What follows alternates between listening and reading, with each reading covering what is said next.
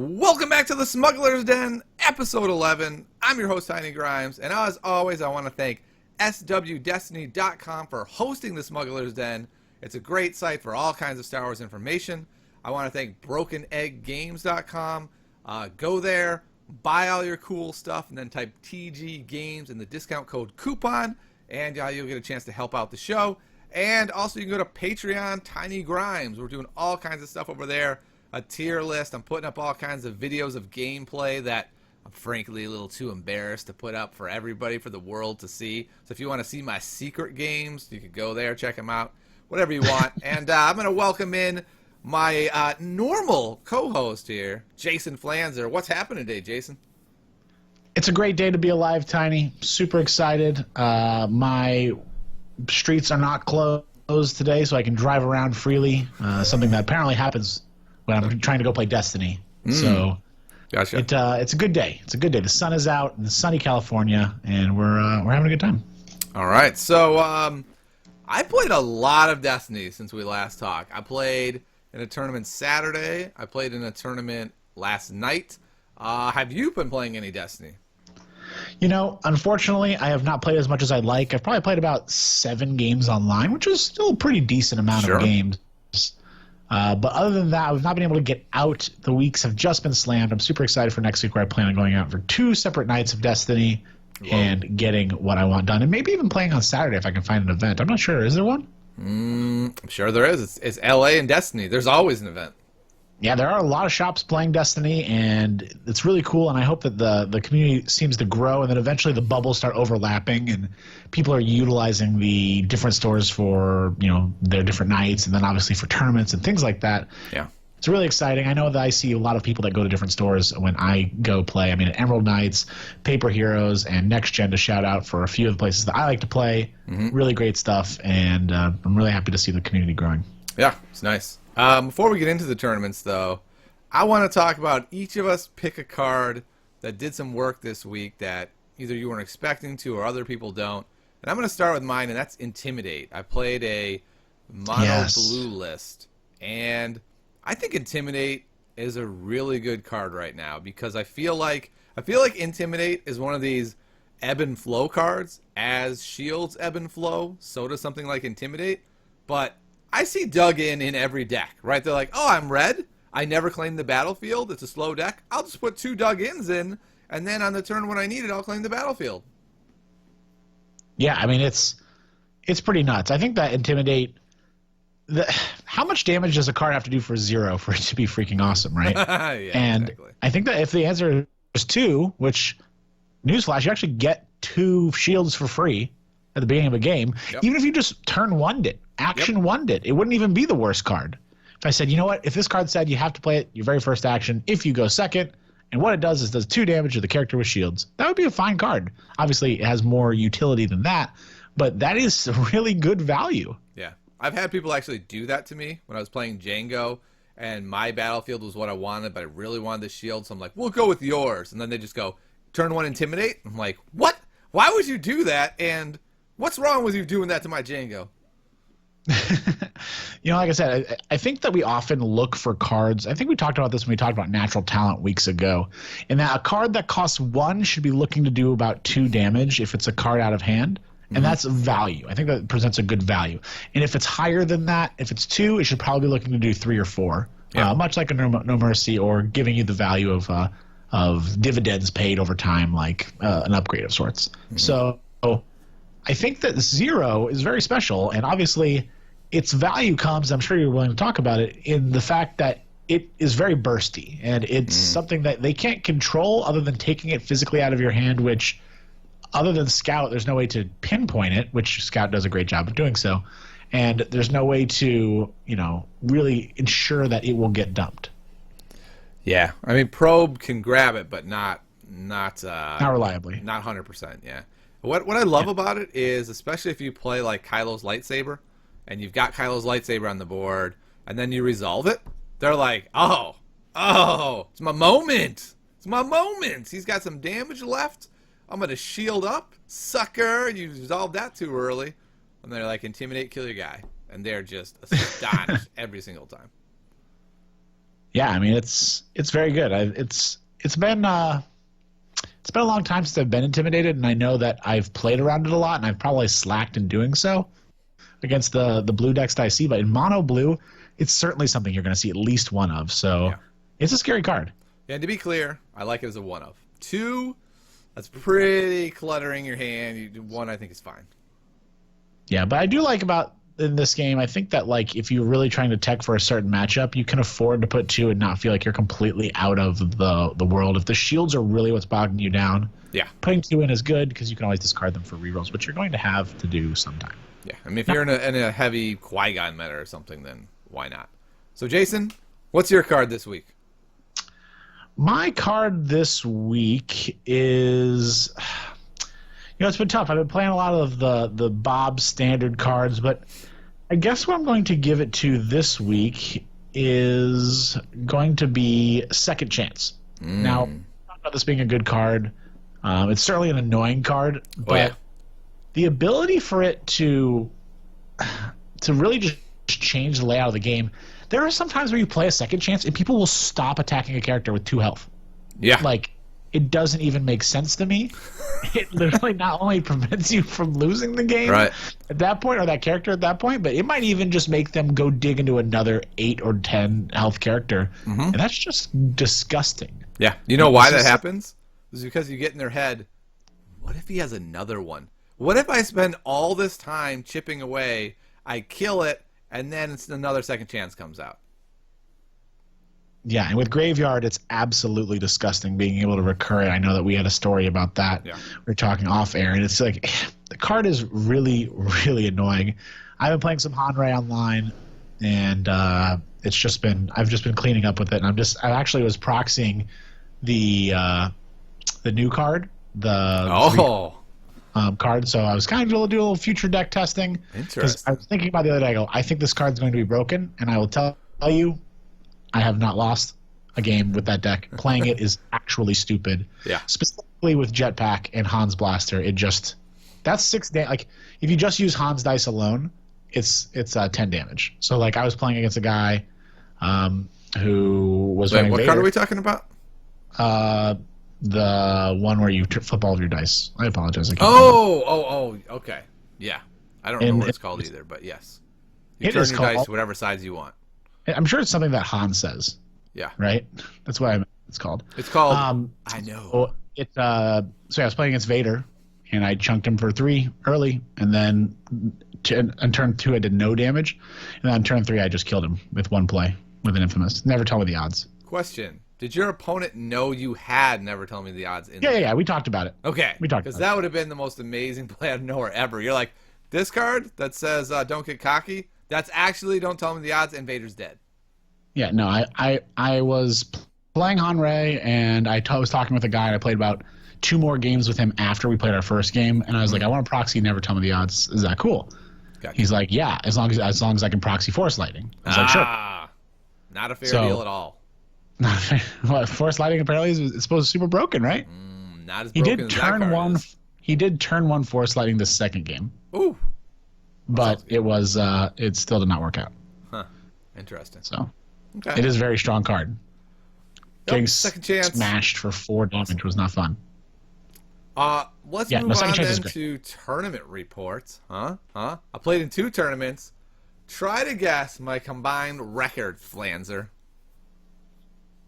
Probably about 4-3 What? and 4.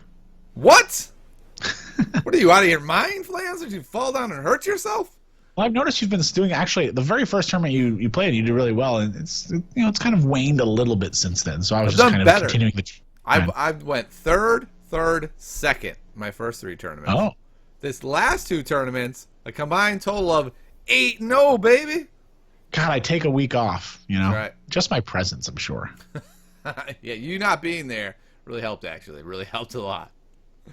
Now, so on Saturday, we went over to Gameology, and John Bruno and I, the guy who was on the podcast last week, my good friend, we went out there, and as we thought, most of our local Destiny crew did not go there. There were 3 tournaments this weekend. So we kind of went there on purpose, right? They had a double kit. We didn't think a lot of people would be there, so we thought we could clean up, right? Because neither of us had the Kylo. So we go out there, and it was what we thought. It was like 13 people, 9 of which either had not really played the game or did not play the game seriously. John played an 8-year-old in the first round and a 10-year-old in the second round who had a bye in the first round. If you added their ages together and Yeah. doubled them and tripled them almost, John was Yeah, the pretty one. much, yeah. This is the best part. This is not to call this boy out. It was so cool that the kids were there. I loved it. But he did put down Kylo Vader. And John's like, he's doing the math. He's like, okay, he can't do double Vader Kylo. So it must, okay, so it's Vader, Elite, Kylo. Okay, cool. And he sticks 1 die on Vader, 1 die on Kylo. And he's ready to roll. John's like, your second one from your starter set, kid. okay. And so that's how they played. And then the kid played a speeder bike scout and resolved it, removed one of his own dice, and then took another action. Oh, my Lord. Yeah. Poor child. Yeah, so after the game, John was, helping him out. But during the game, he smashed him into oblivion. So we'll just put it this way. John Bruno, ladies and John's gentlemen. tiebreakers, not great. Not great. So we both ended up going 3-0. I played 2 players who seemed pretty good and had interesting decks. We both went 3-0. I won on tiebreakers, so I was the champion of the Saturday event. And try to guess what deck I brought. I'll give you a hint. It's a Django deck. Django Veers. No, I've literally never played a game with Django Veers. Me either. I know. It was not Django Bala Trooper, which is what I've been hyping to the moon. I decided to try Django Trooper instead. I like that. Yeah, and I actually liked it better, which I know sounds kind of crazy. And what I liked better about it is it just has more base damage, so that you have with all those weapons having modified sides. I feel like when I play the Bala version, more often I get stuck with modified sides on the board. Yeah, that's fair. That's a fair point. And so this way, Stormtrooper didn't happen. Absolutely excellent at executing attacks. I mean, he's currently the best in the game, right? With 3 damage sides. 3 range damage sides. Django?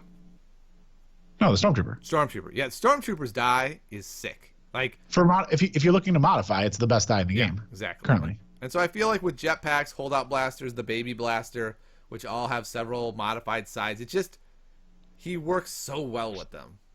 Yeah.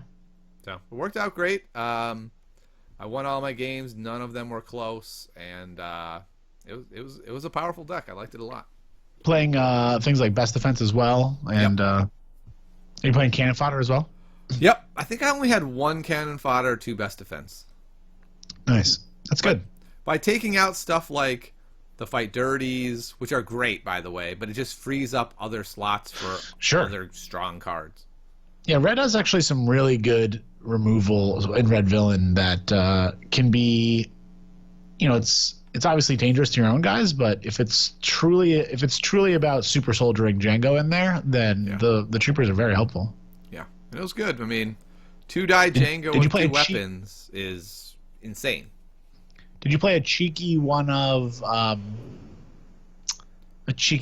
Endless Ranks in the deck? No, absolutely not. I don't have any money in that deck.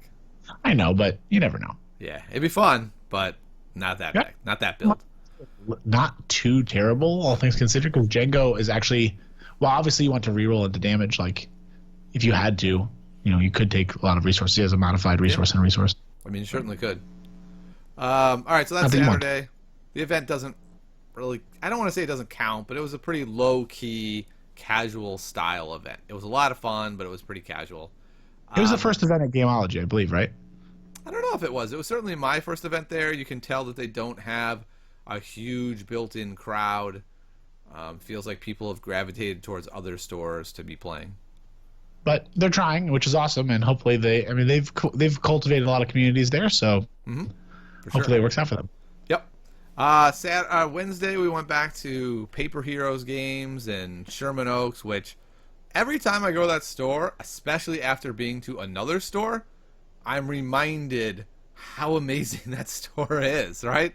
It's big, it's clean, it's set up well, it's organized, it's neat. It just, when I walk in, I feel like, instead of like, ugh.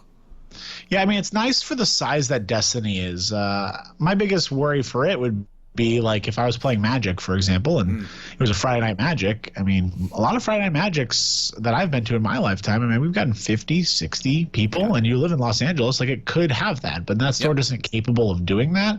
You were kind of topping out around 20, and if you use the miniature tables and stuff, you can get about... Maybe. We had 19 last night. There was more room at our area, and then there were other people playing Magic on like 3 other tables, and people doing miniatures. I imagine they might actually have some additional tables that they could pull out that would possibly be needed, but I still think you're looking at about a 36 man event at highest, which is great and is like I said, for local Destiny play nights, I think it's fantastic. And in the meantime, I don't see Destiny getting much bigger than that. But if they ever have, they want to have a really big thing, it's gonna be tough to do. But it is so clean. Their stock is very nice. The people are very knowledgeable and they're trying their best. Destiny's a new game, and I know that the guys are trying to get into it because they want to cultivate what's going on at the store, and they've done a great job. Yeah, agreed. But what I'm really loving is our group is growing. We had 19 last night, up from about 17, up from 16, and every week it seems to be blossoming a little more. Dom and I didn't show up. Yeah, exactly. I was like, man, we could have had over 20. So we played 5 rounds of Swiss. That was a lot of fun. So this is what happened before the tournament. I brought a cool, amazing new deck that I had built. It was Dooku, Bala, Trooper with 6 supports, sort of an anti-Django deck. Like once I reach a certain threshold, I'm just going TIE Fighter, Speeder Bike, control all Django's dice. Ha ha! Shockingly, that deck was not very good. So it was Django. Sorry, it was Bala, Trooper, Dooku. Yeah. 4 dice. Yes, 4 dice. Theoretically, wait. Go on, Bala. Is it 4 dice or is it 3? Might only be 3. It's 3 dice. Oh no, it was 4. It's 2 dice on Dooku and then 1 on the other 2 guys. Oh yeah, you're right. That's 30. So it theoretically was good, and I'm sure there's a build of it that is good. My build was a support-heavy drudge work deck. It was not good. I kind of canned that, and I was like, do I want to play Django? Not really. I'm tired of playing Django. I want to play something different at these events. And so then I had made some swaps, and I got 2 Falcons and a Launch Bay, and finally I had all the cards for Hyperloop. And 15 minutes before the event, I was like, yes, I am playing Hyperloop. It's going to be so fun. I pull my Hyperloop deck out to slot these cards in, and I realized I had already built Hyperloop, but it was the 6th deck I made that day, so I had just printed off all proxies. So literally every card in the deck was a proxy, and I was like, okay, that's cool. I can put this together. And about 7 minutes later, I was like, yeah, no, I cannot put this deck together in time. I have no idea where the actual versions of these cards are. I have 9 yellow decks and 2 electroshocks. It's taken me 20 minutes just to find the electroshocks. It's not happening. That's funny. Yeah, I've definitely ran into that issue, and you're trying to stretch your cards real thin, trying to make it happen, and it's frustrating. You're like, fine, I'll just play this. So what did we settle on then? So I pulled out my Django deck. And I was like, I guess I'm playing Django. And John goes, Tiny, I mean, you played your Dooku Kylo Ren deck tonight. It seems solid. There's nothing on the line. They're out of packs. There's no kit. It's just for a little store credit. Why don't you just get crazy and play that Kylo deck? And I know John. I know why he was saying that. What he was saying was, yo, Tiny, I want to win this event. Why don't you play a tier 2 deck? I know John. And so I actually took the bait, and I was like, you know what, John? I will. And he was like, good, why don't you? And so I did it. I played Kylo Dooku, assuming I would go about 3-2. And then it was a good night. I played actually 4 of the top players in our group. Round 1, we look up at the board. John and I are sitting across from each other in the middle of a practice game. We look up. Round 1. Tiny Grimes and John Bruno. So we just scoop up our stuff and, reshuffle up and start playing. So what was he playing? He was playing Django Double Trooper. Okay. And we had a really, really good game. It was one of those games where I had a pretty good start. Now I remember. He had like no weapons. He had one baby blaster on Django and one baby blaster on a trooper for the majority of the game.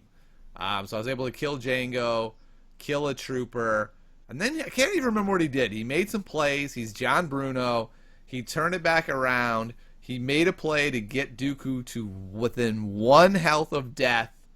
Had no way to finish him off, and I was able to kill him. And after the game, this is a really good lesson for everyone out there. Backup muscle is the answer to Dooku. Do not discard a backup muscle. I don't care how many dice you have to let sit blank. Don't do it. Yeah, no, backup muscle's incredible. I think that card is just bonkers. I actually think it's better than Sith Holocron. Yeah, I actually do too. So He wins games. he discarded it, and then 2 turns later lost by 1, and was sitting there going, "What if I hadn't discarded the backup muscle?" And it's like, well, then you easily win. It's as simple as that. That's funny. So that was a good round. Next round I played another Django deck. I played Django Jabba.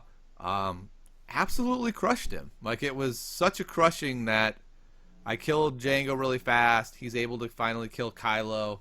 He turns to look at Dooku, who has 3 shields on him and no damage, and says, "Is that right? Did Dooku really never take damage this game?" I was like, well, you just finished killing Kylo and you've targeted him the whole game. How would Dooku take damage? I don't understand what the question is. Funny. So Jabba got mercilessly whooped by the Sith Master. Round 3 was a fun game where the guy was... I'm 2-0, and I had been at table 1. Suddenly I'm at table 3, and I was like, whoa, what? This is weird. So I played this guy. He has a really weird deck. He's got single die Qui-Gon, hired gun Rebel Trooper. And I'm looking at it, and I'm like, that's a lot of health. This is going to be a weird deck. It's going to be tricky. He plays Resistance HQ and is pinging me, and I'm like, this is interesting. I don't know. Is there something here? And I end up beating him fairly soundly. And after the match, I'm like, so, what's your record? And he's like, oh, I'm 1-1. I was like, oh, who'd you beat? Oh, I had a bye. I was like, oh, weird. Like, it's really weird to be 2-0 and get paired down to a dude who hasn't won a game yet. I mean, that'll happen with a bye. Yep. So it's all random. That was weird. 3-0, and that's when I have to go through the gauntlet of Udi. So if you don't know who Udi is yet, he is our resident Hyperloop player who has all but mastered the deck and is really good at it. And it just didn't quite happen for him that game. Kylo is pretty tough for that deck. His special, when you're holding a launch bay and a Falcon, is pretty darn terrifying. So, I stripped some resources away. He ends up pitching his Falcon, so Kylo doesn't womp him. He's just never able to get a Falcon out. He's never able to do anything. I just basically easily kill all his guys, and then we're looking at each other like, what happened there? How did I just destroy you so easily when that deck usually hums really well? It's just one of those weird games for Hyperloop where it did not come together at all.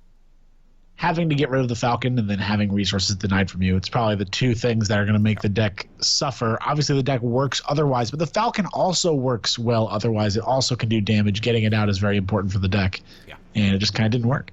Yep. But Udi, there's your shout-out. There you go. Boom. Yeah. By the way, just to be clear, Udi has won several tournaments with this deck. It's not fair that I finally name him when we get to play and I beat him. He has won several tournaments. I will give you the caveat of we haven't played in a tournament. This is our first one. Ooh. So it's pretty clear if we had played previously, he would have 0 tournament wins. Udi, that's right. I just said that. And shout out to his son. Yes. So that was a fun game for me. Going to the 5th round, play our resident expert Han Rey player who plays his deck very efficiently and well. And he lost on a rules blowout. And I think this is a really good moment to talk about how important it is in tournament play to know all of the rules of the game you're playing. And it's hard to know them all. Have you ever had a serious rules blowout loss, Jason? I have, yeah. Yeah, I have as well. Not in Destiny, but in Game of Thrones, especially in 1.0, there were so many rulings on cards.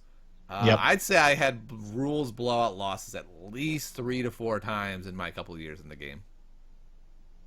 Yep. I mean, you got to know the exact interaction of cards, and I'm sure whatever happened in your game is just probably just a misreading or misunderstanding of a card, but that does happen. And when you're in a tournament, you're kind of held accountable for how things go. And especially at the finals, at the final round, it's the top table. I mean, Yeah, it's better to learn than it is to do this, and that's just how it goes. Yeah, and the expectation is when you're in that spot that you know.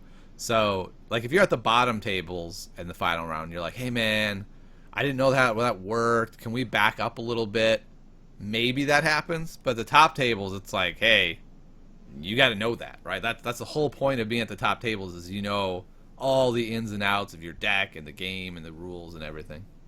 Yeah, and I don't think that you're wrong if you hold someone accountable or wrong if you give it to them for free. It's just your preference, and when you play the game, you need to be responsible for your own actions. And if it's something that you do that is wrong, you should be able to be willing to be held accountable for it.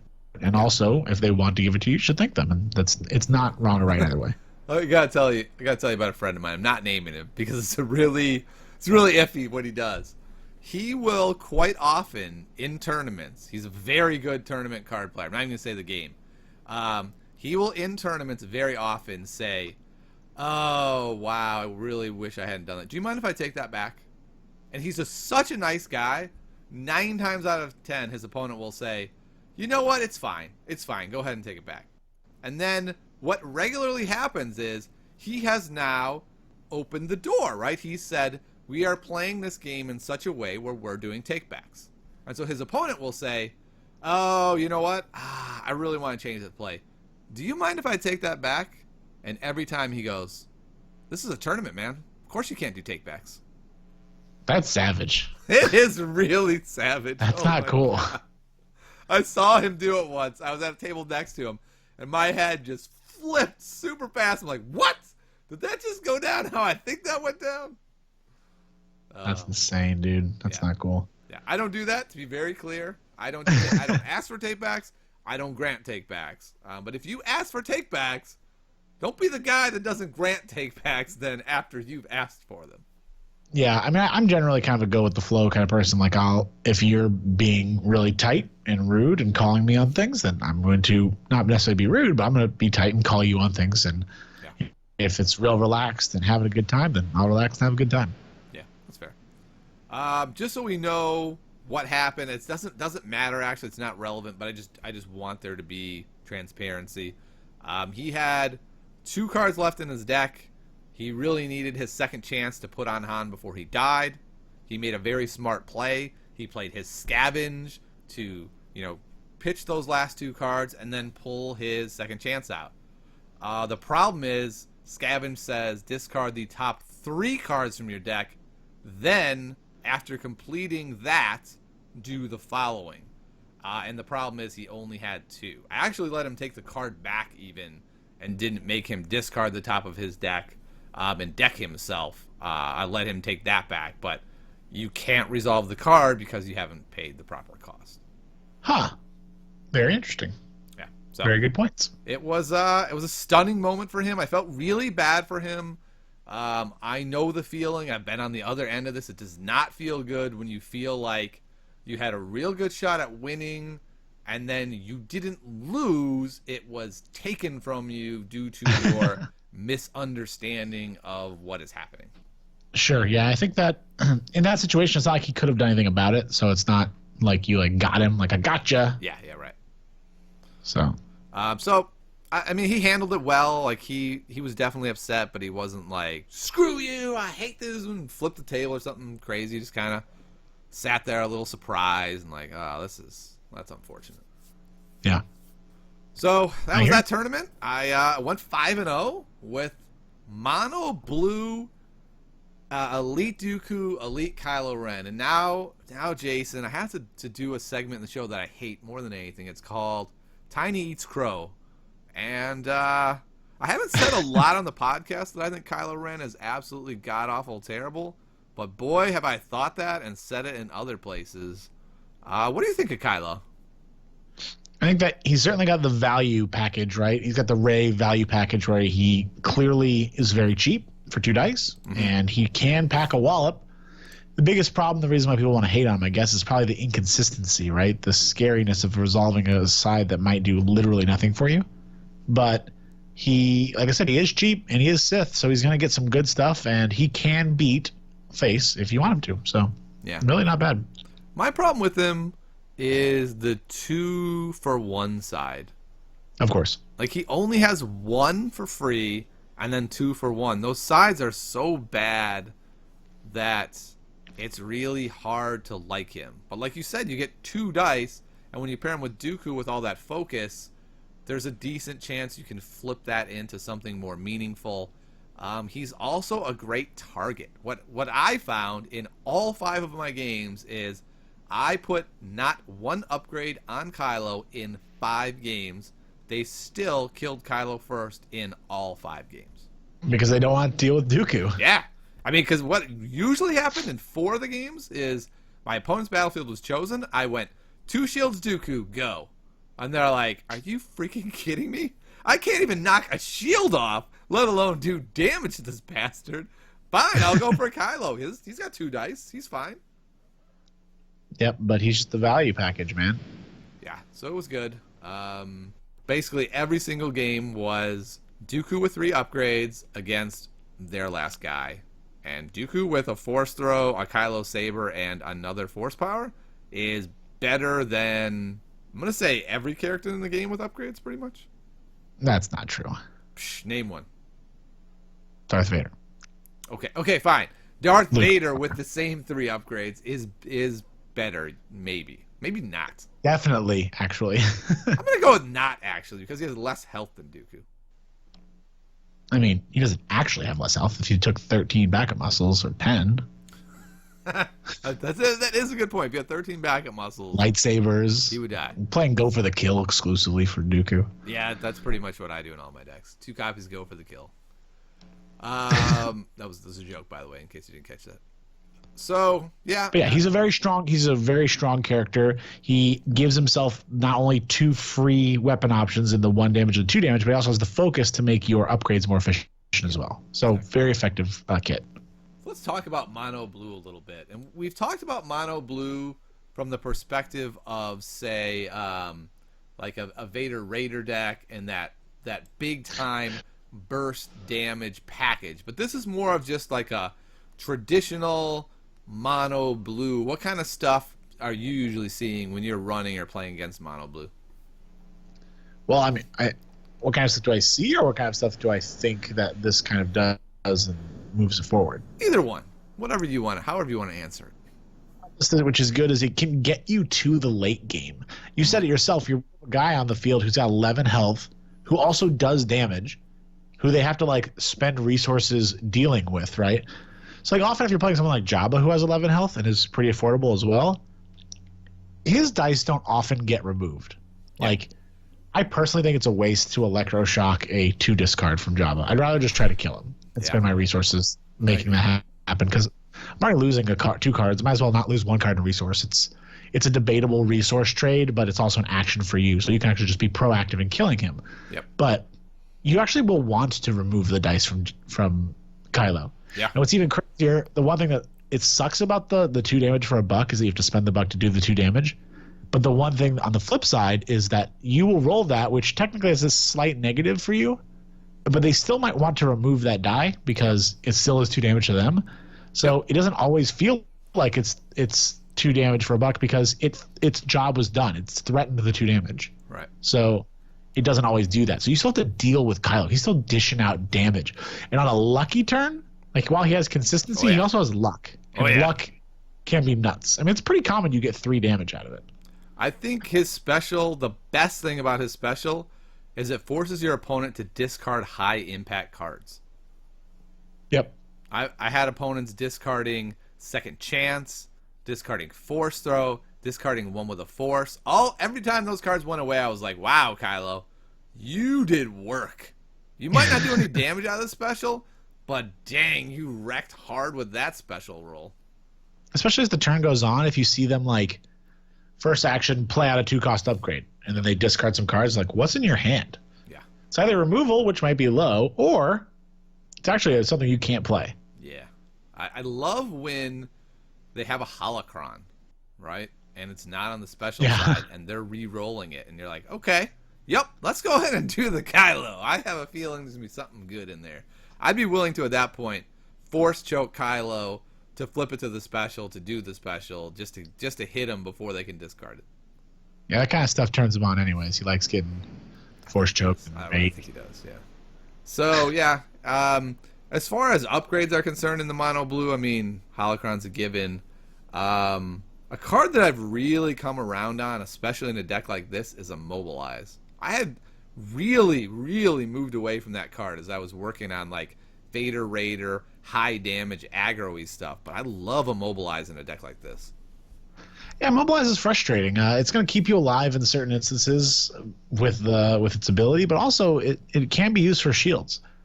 So it's cheap, it's easy to use, it's easy to play, and it also can just enable you to do. It can pay itself back, especially if you're choosing to run Enrage. Are you running Enrage in your deck? Yep.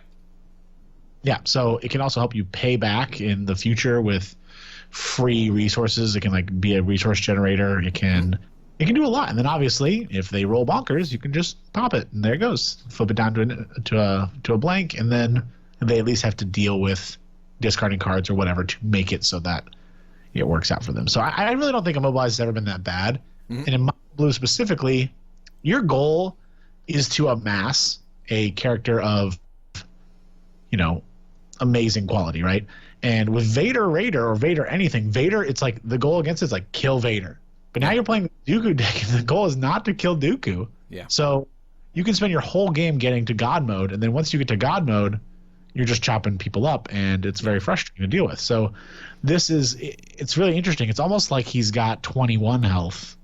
He's kind of playing by himself with a little bit of like distraction. And being able to him out is really nice. I find I play Mobilize for the shield sides. Like, that's the great realization I came to, is that the reason I stopped liking Immobilize is because you can simply re-roll your dice by discarding a card. And so I found it to often be a temporary answer that left me screwed because I was thinking of it as, well, this is the only answer I have, so I guess I have to do it. So now, more often than not, I just take the shields as, well, that's the same thing as getting rid of a die, right? If I get 2 shields, it's unlikely that die was doing 3 damage. So the only times I'll actually turn on one to a blank is if it's something like they only have 1 card left for a reroll, and that's the anchor, that's the base damage for their 9 plus sides, right? That if I can just get rid of that 1, I can wreck them. But generally, I just take the shields and move on. Yeah, and also, I mean, it's nice because you're not best at dealing with upgrades either. So, like, if it is like quite a treacherous and dangerous upgrade that you're dealing with, like a Mind Probe right off the bat, yep, you could potentially deal with that because Mono Blue doesn't really deal with it very well. Yeah. So it has the flexibility to be kind of like a reusable field medic, and at the same time, it has the ability to help you out in a pinch. Yep, I agree. The other thing about Mono Blue is I'm real high on decks that do damage. Like, someone asked me the other day, how do you beat Trooper Bala Jango? And my answer was, don't be cute. Just do damage. Like, it doesn't have to be necessarily crazy aggro damage, but you need a damage deck. Like, so this is a great example. Like, putting Kylo's saber on Dooku means piles of damage. Yep. Yeah, I mean, he just enables it so well. 2 damage sides, you don't have to pay for either. I mean, for his points, he's just enabling that so well. Yeah.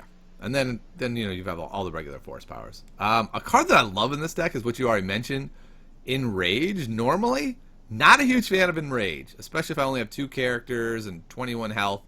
But with Dooku, you just discard a card if you want with it, and it was no damage.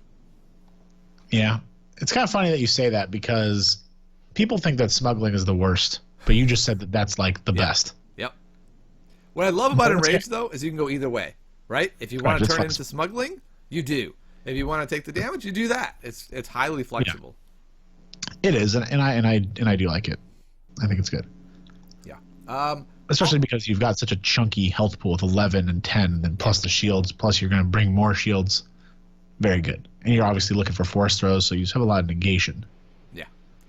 You already said something interesting that I often think of, and that's like mono blue villains doesn't have a ton of like good dice mitigation and things like that. But as I was putting the deck together, I was like, that's kind of wrong. It's got my deck has deflects, dodge, feel your anger, isolation, mind trick. That is quite. Oh, and also use the force. That's a lot of mitigation. Well, I was saying upgrade specifically because it automatically ices. Sorry about that. It automatically ices isolation. Yeah. It generally doesn't work very well if it's not point and click. Like mind trick isn't point and click, right? Because like if they roll mind probe, you're not going to get rid of it. There's no amount of mind tricks you can play to get rid of it. Yeah. So, I guess you can, but you can make it so that it's a very lopsided deal for you. Yeah. So it's kind of difficult to remove upgrade dice. I'm not saying it doesn't have mitigation. You also have, I don't know if you even said force throw, but you have force throw as well and immobilize. So I mean, there's ways to get rid of it, no doubt, but it's not the best. It's not super simple point and click. It's not yellow. The yellow cards are much better about getting rid of a single special specifically, which is generally what we're looking at when we're talking about upgrades. Yep. But yeah, I mean, I'm not saying it doesn't have removal. Just specifically for the upgrades, it does get a little harder because it's very conditional or not at all. Yeah. I had a really fun moment in the tournament where the guy has a loaded up Django and just goes, wadoosh, boom, all blanks, 5 blanks. And he's like, dang, that is such a bad roll. Luckily, I have all these cards in my hand. And I was like, yeah, it is lucky, but do you feel angry? And he was like, what? Boom, feel your anger.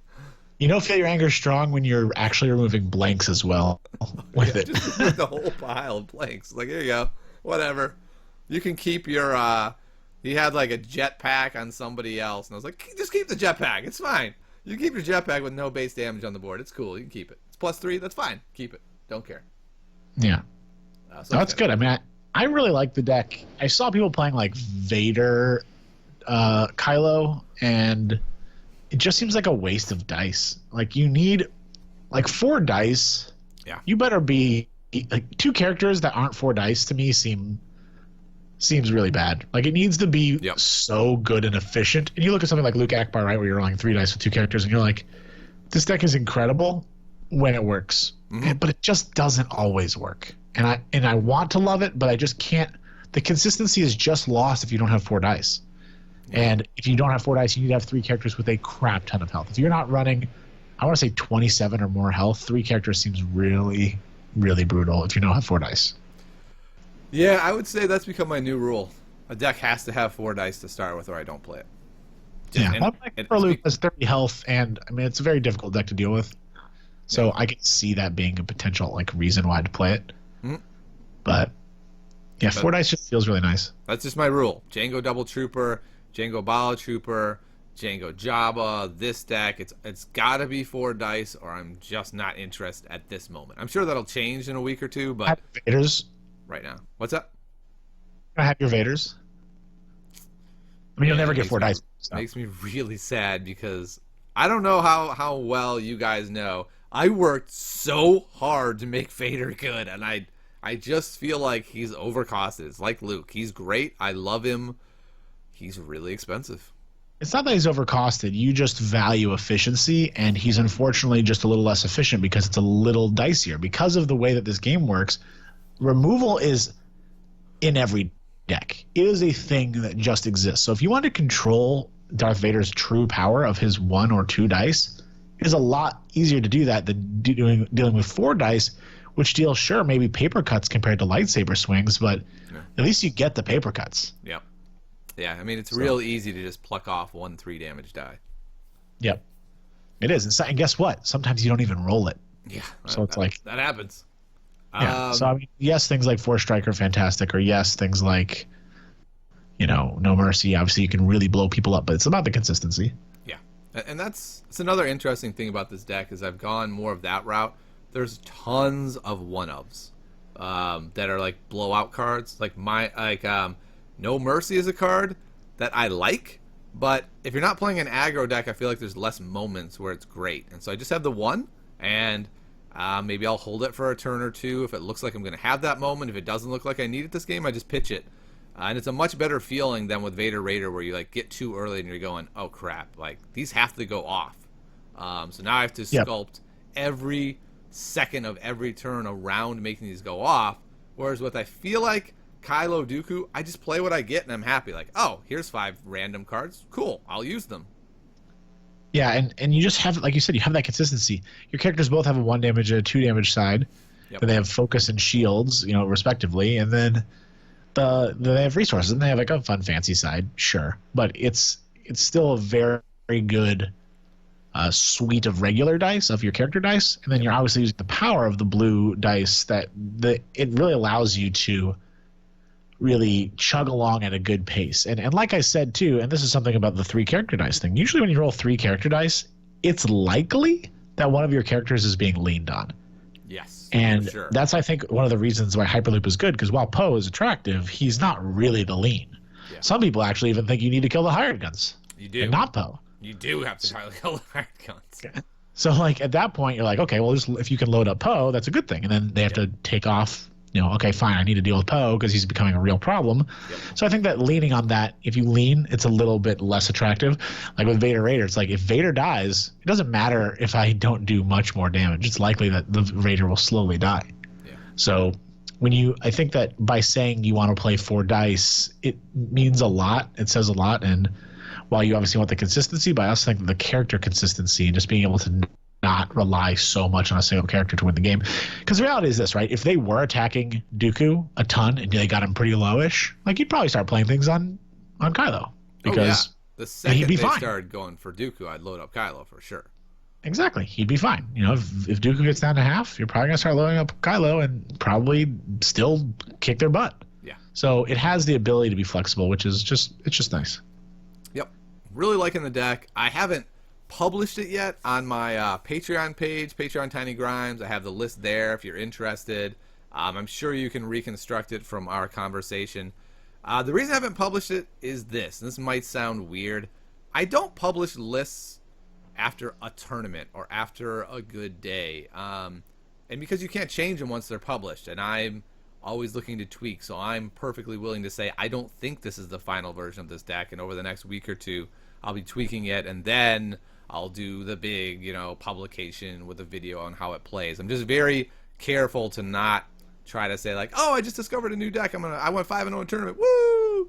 Like that's just not how I think deck evaluation works.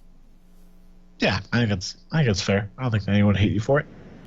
All right, well, try it out. Let me know what you think. I don't know if I'm sold on it being tier 1 is the funny thing, Jason. What do you think? Let's evaluate this. Is it tier 1 or tier 2? And remember, tier 2 means really good deck that can win the tournament. I think that its ability to be consistent makes me want it to be tier 1. Mm-hmm.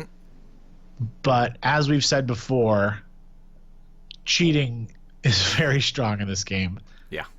And it really just doesn't cheat. It's a very honest game. So the question is, does it have the overwhelming power to just take over a game? Regardless, I think it's getting close. I'm going to still put tier 2. So I'm going to cheat since we're talking about cheating. I'm going to put it in between, and I'm going to say 1.5, which what that means for me is I'm not sure yet, and I will define it in one way or another with more experience. But the reason I'm leaning towards 1 instead of 2 is this reason. You just said it doesn't cheat. It does cheat. Dooku is the biggest, fattest cheater on the block. Well, second biggest cheater. Yeah, you're right. He's a very good cheater. That is true. So, yeah, but the problem is always, for me, Django. Like, Django decks are so explosive and so crazy, it's very hard to put something on that level that isn't also doing something crazy. Yeah. Yeah, that's why I think that, like, when I look at decks, there's Django decks. For me, the way that I see decks right now is there's Django decks, and there's not Django decks. Yep. That's kind of the meta and I think that the Django decks are tier 1, and all the other ones are trying to catch up. And I think Yes. that there's some good ones. I think that this deck is. I actually have been looking at it for a while. There's a YouTuber, No Brainer, who's been playing this deck for I want to say a month now. Okay. And I thought about it when I was talking with my friend Dom about, I want to say, right when he got his stuff, so the end of December. Mm-hmm. And I was like, this is 4 dice. I was like, if you like, because he liked Kylo. I was like, if you like Kylo, I think this is where you're going to be best. And at the time, this was when people were like, don't play monocolor. What are you talking about? Yeah. People like me. I think that exactly. I think that the 4 dice just really can carry a lot of weight. The 4 character dice are very strong, and I want to say this is one of the better decks out there right now. Yeah. Yeah, it's funny. One of the reasons why I didn't think it was good is because glancing at it, I said it's mono. That's dumb. Let's put yellow in there. Kylo's bad. And then I played against it a few times a month or so ago and whooped it into oblivion like 5 straight games. And I was like, okay, yeah, I was right. The deck's, it's fine, but it's not good. And then I think what's happened, and this is what's happened with a lot of these decks, is they're going through refinements. I know for myself, I'm getting better at this card goes in this deck, this card doesn't go in this deck. So the way I would have built it a month ago is different than how I would build it today. And I think it's just getting better. And Django was so easy to put something really awesome together. Like, Django, all the weapons, dug in, let's roll. Whereas I think there's a little bit of catching up with some of the other decks. I completely agree. So I like it. I think it's pretty good. I think you've done a good job. I like the way you talked about it with the one-ofs, the flexibility. The deck is just flexible. That's the thing, right? It doesn't break.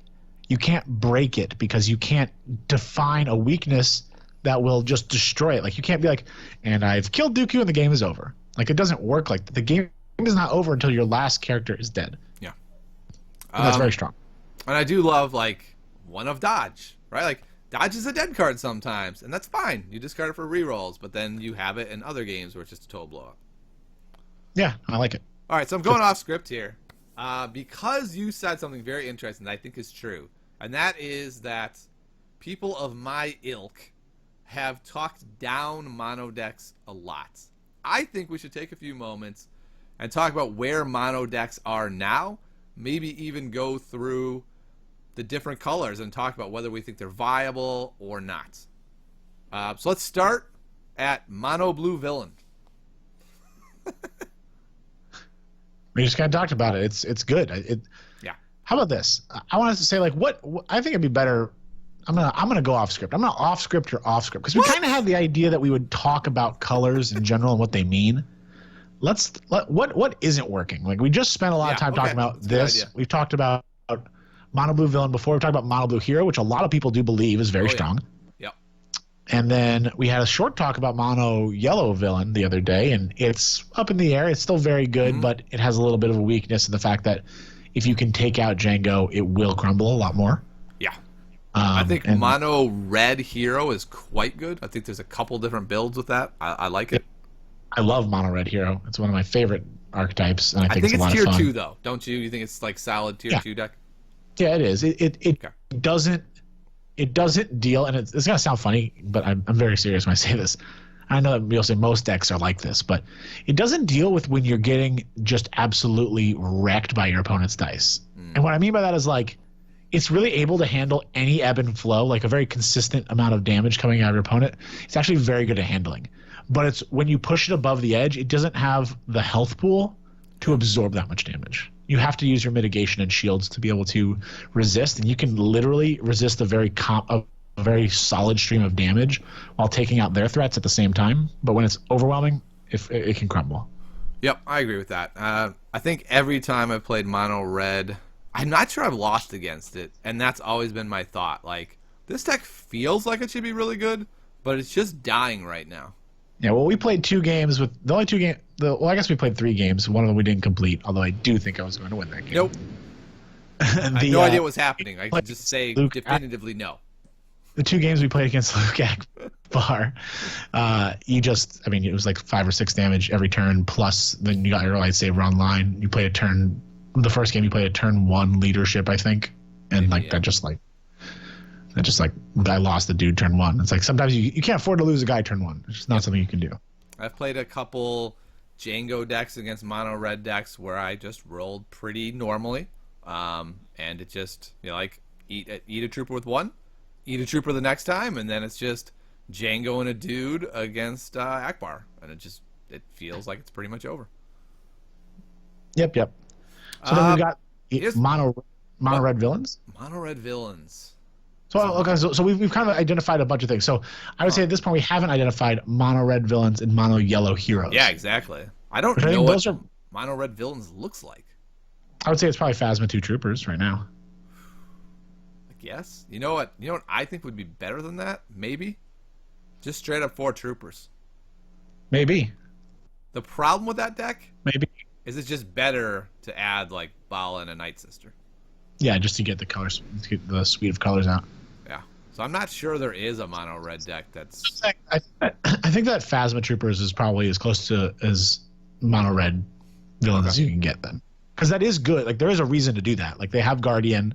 Yeah. You're going to be playing endless ranks. You're going to be running Commanding Presence, the only Commanding Presence that you can run, really. Yep. So I feel like that's a tier 3 deck to me, it probably is. but I think it's viable. I haven't really messed around with it. Yeah, I will say played it Phasma's once, so. Phasma's a lot better than I've given her credit for. Yes, true. That's a lot of damage with those troopers. Okay, so here's another Tiny Grimes Eats Crow. Stormtrooper's awesome. I put out a character tier list and had them near the bottom. That's just ludicrous. They're near the top. I had them at the 3rd best. They're so freaking good. I still might have them at the 3rd best. They're in the top 5 for sure. They're so good.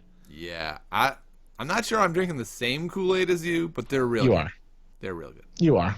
At the end of the day, they just do damage. You need that to win the game. It's just a very simple concept. And their points are just too. They make villains work. Yes. Whereas heroes don't have a 7-pointer, and that would just be such a big deal. Oh, yeah. And a lot of people complain about their blank sides. I don't care. If you're going to have 3 damage sides and your job is to do damage, then you can have 2 blanks. I don't care. It's fine. Yep. All right. Then you got Mono yellow. yellow hero. Is there a thing there? It would have to be freaking, I guess, Han and 2 hired guns. Oh, yeah. Actually, I tried that briefly. I feel like that's kind of close, actually, because you can get out Falcons if you're gonna have Han, 2 hired guns. I was playing play the odds, so like every die roll I had 1 shot to re-roll it, which get another resource. gave me stuff. You're gonna Yeah, get Falcon out. That sounds incredible. You get like I think that the deck is bad, but just play the odds just seems so good, and I'm waiting for a character alignment that gets me probably more dice, probably a little bit stronger. Yeah. It is good. So you need a 14 cost 2 die ranged character to really make that sing. Yep. And that's the problem with that deck, right? Is Han is only 1 die, so you're putting the weapons out. The cool thing about that deck, and this is what I love about Jason, is whoever they go for, you put second chance on them. Yep. It's a real pain to kill even 1 guy in that deck. And Han is going to have a ton of shields. Yep. The whole game, because every card that has ambush is yellow or neutral. Yeah. Actually, as we're talking about this, I'm like, why haven't I really tried this? And you know what I'm realizing is why? It's only 3 dice. I just said. Yeah, I know. I'm on a big time 4 dice kick. It's true, but you do get a ton of health. You're getting 28 health plus Han's passive. Yeah, that's. So Han is like Dooku light in a lot of ways. He really is. That is a staggering amount of health. I think I would play it as a double Falcon early on, try to get out Falcon with all of those resources you can hit. It feels like a lot of damage to me. Would you run smuggling? Would I run smuggling? Almost certainly, yeah. You'd probably have to. Yeah. I mean, you just want the money, I think. But cunning? Yeah, the problem is a lot of neutral cards for yellow. They just don't like. It's just not very helpful. Like Diplomatic Immunity is like the worst card to play. It feels so bad playing that card. Yeah, here's another reason why this deck isn't good. Guns. You got Yeah, Jetpack, a Holdout Blaster, and a DL-44 Blaster. That's it. Those are the only guns you're allowed to play. granted, you have guns on your die, but It's not like guns. not a lot. Not a lot, boys. So So look for the 2-die ranged character for $14. here's Have a one. good day. Here's one. Padme, double hired gun. Those are some meat sacks. I mean, that's a lot of health. You got Probably what should you wanted. and You got get the- guardians and dug-ins. You got 14. I mean, you got 4 dice. You've got 2 hired guns that do some damage if you got resources. It's true. I don't know. I say you try that deck. I'll try the Han deck. We'll report back next week, and I guarantee neither of us will have played a game with either of these decks. Yeah. So I guess the one thing that we wanted to talk about in general, if we're doing okay, is just start kind of talking about the colors in general and like what they mean and what we think it means moving forward. Yeah. So we're gonna start with red. So Jason, when you think of red in this game, what is generally what you're thinking? Well, red is the command branch. That's what they call it, and it feels to me like they're supposed to. Their goal is to have control of what is going on in the game, and whether that's they show that by like making you control the battlefield for some of them, or manipulating a lot of their own dice generally, because it's like their own kind of troops. And it's like kind of like a control element, like Sure. they're in control of those dice. That's kind of what I see. Now, obviously, there's some outliers. You have Grievous, who's like just completely off the red radar. I disagree. But I think that Grievous is right on the radar because I kind of disagree with you. I think red is like, I'm going to do damage. I'm just going to shoot you. Like, that's my thing. I'm going to kill you with damage. I have stuff like the Stormtrooper. That's the least tricky card in the game. Grievous is not tricky. The Rebel Troopers, Phasma, like all these cards are like, I got guns. I'm going to shoot you. And then it is balanced by what you said, that there's a couple of tricks in there. There's not a lot. It's just that those are the cards we play, right? So we're going to play like It's a Trap and Hit and Run and Tactical Mastery. But I feel like it's the most straight ahead of the branches. I'm just going to shoot you. I could see that. They've got a lot of combat maneuvers, like you said, the Tactical Mastery, the Hit and Run, the It's a Trap, the amount of focus that they have, right? So they're able to kind of, especially when you look forward at Krennic, like they have a lot. They've got some nice focus. But obviously, it's about. I think it's the most synergistic. Like they really want, like you've got Phasma giving the guy's Guardian, which is kind of nice. Kind of makes like a little bit of sense. You've got obviously a lot of things that require red die, whether that's whether that's Commanding Presence, or that's It's a Trap, or so on and so forth. They've got a lot of cards that say like a red die, more than any other one, I would say, more than any other color. I feel like red is supposed to be mono. Like that's the way it's designed. Like we want red to be mono. Yeah, I feel like it's because it's like a military, right? Like their goal is to work together, Yep. and to do the best they can. Obviously, they've got. Well, I guess yellow is actually a little more dependent on guns. I was gonna say they're kind of the more gun faction. They definitely have the most weapons that are guns. I feel like they're the gun faction. I feel like yellow, while it has a lot of guns, I don't know. For some reason, I don't think of it that way. But you're right. I mean, it has Django and Han, so they're like the most gunsiest guys you can find. So don't have a character that only has melee. Yeah. In which red does have one. So it's tough. I think Grievous is just kind of skewing it. I definitely think they're the gun faction. I think that naturally bounty hunters in the space world, they're because of the way it works. Like unless you're a Jedi or Sith, like melee probably isn't your thing. Yeah. So that's kind of just I think how it ends up being. I mean, if you're in a laser fight, probably don't want to bring a knife. Exactly, Kind of right? thing. Like you better be real you need good a with that sword knife. blocks lasers, and you can actually do the blocking of the lasers to be able to fight there. Yeah, I think what's interesting though is when I think of red, there's just a couple cards that really skew it. Like I think of it as like the dug in faction. Like every red card has dug in, so then it becomes the need to get the battlefield sometimes. They're like this special defensive heal faction when I'm not sure that that's really accurate, and it might just be getting skewed by everyone playing No, dug in always. no, I actually do want to say the defensive thing. They've got a lot of defensive cards, not in the way of like removal, although some of them are, but they've got a lot of defense-based stuff. Yeah. Specifically, you've got defensive position in heroes. You've got field medic in heroes. You've got dug in. There's a couple other ones too. You got best defense, right? Like while I get that's a removal card and cannon fodder, like they just seem very red. Like they're willing to just throw their people at the problem, specifically the villains. Right. They're still just throw eating things damage. away. They're not just taking dice away. They're eating damage to be able to do. Yep. All the guardian, right? Every guardian card is red too, right? Because you have the personal escort, you've got Phasma, and you've got the trooper. Yeah. So a lot of that, which is pretty sweet. And then obviously we've seen it too. We've already seen the Death Trooper and Krennic, both of them rather damagey, and then Krennic also giving you that kind of feeling of being able to control and have like a very versatile suite. And I feel like that's why red is my least favorite right now. I feel like red is fairly straight ahead with some tricks that aren't super consistent or work all that well. Like in the future, I think It's a Trap could be a top card in the game.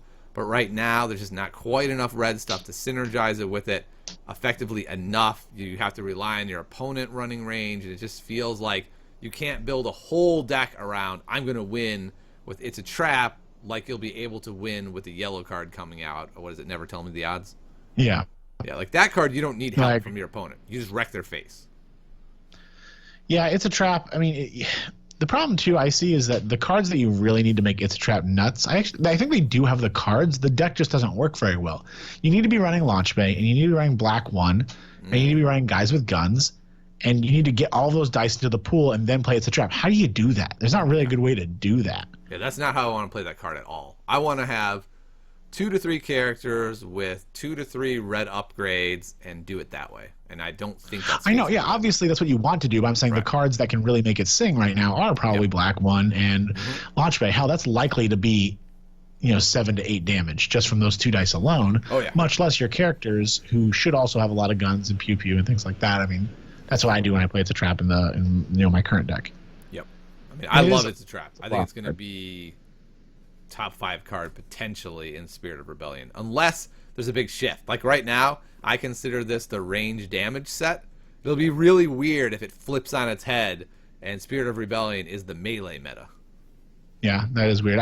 With Force Lightning already, like it's going to be tough. Yeah. Because now we're putting a lot more guns into Sith. Oh yeah. I also, be ready. There's a Palpatine video coming either this week or next week. I think Elite Palpatine's going to be crazy legit, actually. And I've got a bunch of reasons why I'll share with you guys later. So when we first spoiled him, I said that I think that there's going to be possibly a deck with Elite Palpatine. I think he will be pretty good. Yep. And you're like, he's going to be terrible. Well, I said unless he gets... You should pretty much just listen to what I say and then just wait for Tiny's card. But I have changed my tune on that. And I'm not going to say I was wrong and you were right. You would never do that. I have given it deeper thought and changed my mind. You have to... the thing is this, right? Like, because I think that especially because you were in the control meta, that it was like a lot scarier. But if they can't remove the dice, you're going to really blow people up. And as long as you can blow them up before they blow you up, that's the biggest question. Yeah. Can you do that? And that's what's really interesting about this game, what you just said, the X meta, right? Like, I feel like this game has totally changed. When it started, I was like, I'm playing control decks. I am a control deck player. That's what I'll play. And the meta was like, oh, no, you don't. We are not going to let you ever play a control deck because we are just going to blast you in the face before you can get your control going. And so it's been kind of an annoying transition to me to have to play damage-based decks. They can be controlling, right? Like, Mono Blue has lots of control, but it does a lot of damage still. Yeah, I mean, you've got to be able to ramp and not sacrifice your turns. And I think that we've talked about this before, but effectively, when you put a die on a character with an upgrade, let's just say it's the red pistol. It costs 1. It's the most effective use of a single dollar that we have in the game at this point. Yep. You put it down, and you get that pistol. You don't, unlike in Magic, where you have these little creatures and they eventually die as you're controlling them and kill them, and you put out bigger creatures that kill them, eat them, and then late game, when you play the control deck, you play your one big creature that you make sure that they can't kill, and he'll slowly win the game for you. This deck, you play the pistol, and guess what happens next turn? You still roll the pistol. And the turn after that, you still roll the pistol. Now you're probably rolling 2 or 3 pistols. Exactly. So it grows. So you need to make sure that you can grow alongside of it, or grow at a greater pace on turns 2 or 3. You know, you need to be, if they play pistol turn 1 and you don't play anything because you're controlling their dice, turn 2 you need to be playing a 3-cost upgrade that's going to single-handedly do a lot of work. And the answer used to be Crime Lord, but I feel like players have gotten much smarter about handling Crime Lord, right? If you're piling resources, they're not just going to claim the battlefield and be like, yes, I turn this over. Hope you don't have Crime Lord. Yeah, Crime Lord is, I don't know. I'm not a big Crime Lord fan. I'm not either. I think it's a dead card right now. I agree. When I first saw it, I was like, I want to make the Crime Lord deck more than anything on the planet. And it just isn't the way the game works. I had my Jabba Dooku deck. I loved that deck. If I could have played that deck till the end of time, I would have. But a combination of a fast meta and tournament rules that don't really support a super slow mill deck have really steered me away from that. It's fair. It's fair. So, all right. Well, I think that's going to wrap it up for today, Jason. Thanks so much for coming by. Again, you can support the show by going to Patreon, Tiny Grimes. You go to BrokenEggGames.com. Put the discount code TGGames at the end of your order. And where can people find you, Jason? Well, you can find me here on this podcast. You can also find it on iTunes, notably. If you do not know, there's a podcast version of The Smugglers Den on iTunes. And obviously finding him at Tiny Grimes Games on YouTube. Yep. So thanks so much for coming by, everyone. We'll see you next week. And hopefully, Jason, I will see you this week. And I will see you this week. Guns blazing won't stop you from showing up. They won't. Actually, guns blazing. There were not guns blazing, just a pistol whip or two is what I was told. Okay. I guess that's just a casual pistol in LA, right? That's like an everyday Sunday. I will see you next week, Tiny. All right. See you guys later. See you guys.